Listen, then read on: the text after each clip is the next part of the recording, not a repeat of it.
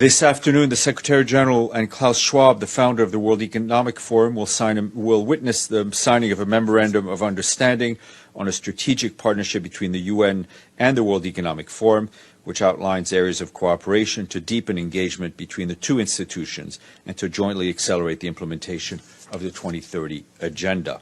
We cannot hide away from human population growth because it underlies so many of the other problems. All these things we talk about wouldn't be a problem if there was the size of population that there was 500 years ago.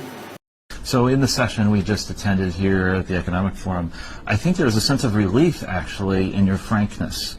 You brought up some issues that others are reluctant to bring up. Always. All the religious groups are against me because I'm talking about population. They want more souls. I want less on the planet.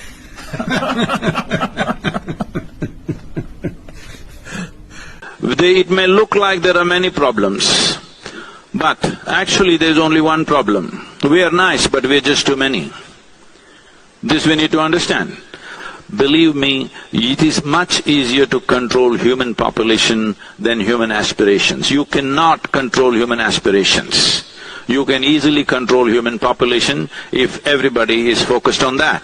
The nations, the religions of the world, various community leaders, everybody, if they are focused on seeing how to bring down the population of this planet, human population, so that other populations can live.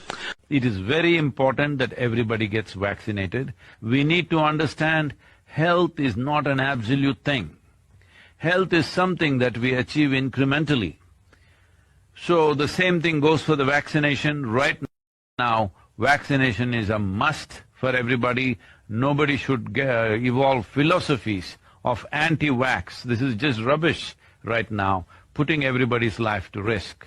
Well, if you want to be anti-vax, go and live on a Himalayan peak where you're not in touch with any human being, it's fine. But if you're living in a city, town or a community, you must take vaccination right now.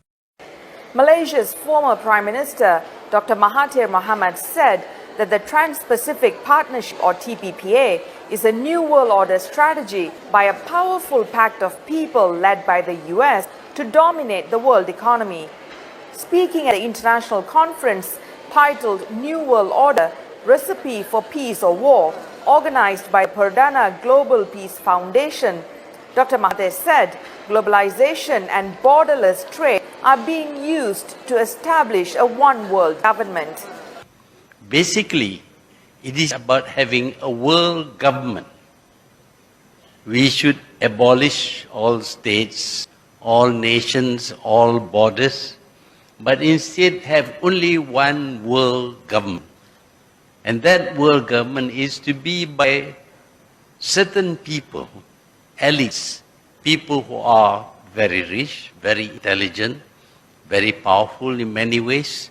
They are the ones who will govern the world.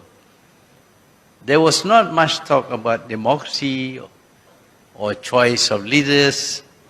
Instead, there was to be a government by these elites who will impose their rules on everyone in this world. And for those who are unwilling to submit to them, there will be punishment. And the peace that we will get from this is a peace of the graveyard, because the intention also is to reduce the number of people in this world. At the time when the New World Order was enunciated, the population of this world was only 3 billion. The intention was to reduce it to 1 billion. Now the population of the world is 7 billion.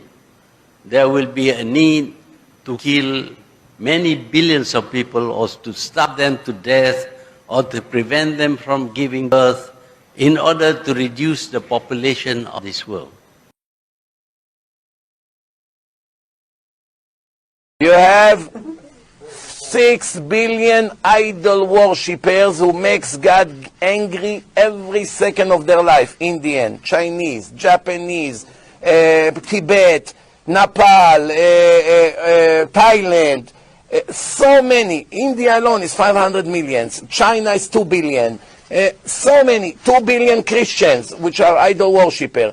Between Chinese, Hindus, Buddhists, and Christian, at least 6.5 billion people are idol worshippers that, according to the Torah, do not have the right to live. Idol worshipper goy, it's death penalty. Not only Jews. Even a goy who bow down to an idol, who believe in JC, deserve death penalty.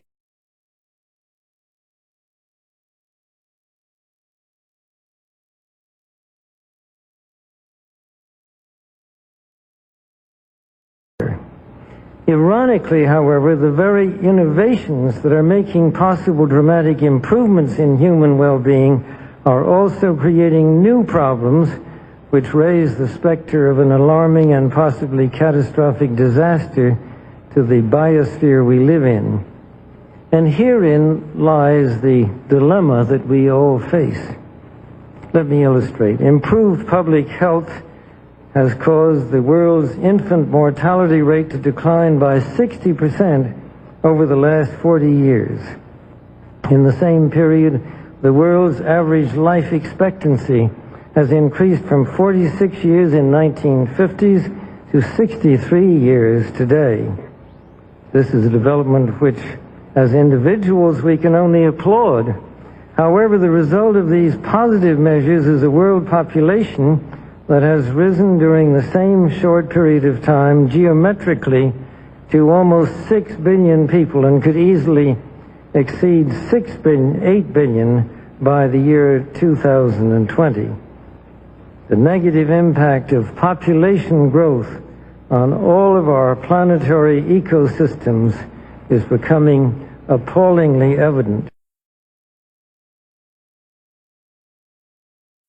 The rapid growing exploitation of the world's supply of energy and water is a matter of deep concern, and the toxic byproducts of widespread industrialization have increased atmospheric pollution to dangerous levels. Unless nations will agree to work together to tackle these cross-border challenges posed by population growth, overconsumption of resources, and environmental degradation, the prospects for a decent life on our planet will be threatened. The recent UN meeting in Cairo is appropriately focused on one of these key issues, population growth. But the controversies which have erupted at the conference illustrate the problem of coming to grips with issues that are deeply divisive and which have a profound moral dimension. The United Nations can and should play an essential role in helping the world find a satisfactory way of stabilizing world population and stimulating economic development in a manner that is sensitive to religious and moral considerations. Economic growth is, of course, an inevitable corollary of a growing population and is essential to improve standards of living. But without careful coordination, unrestrained economic growth poses further threats to our environment. This was a major subject of discussion at the conference in Rio de Janeiro on the environment 2 years ago.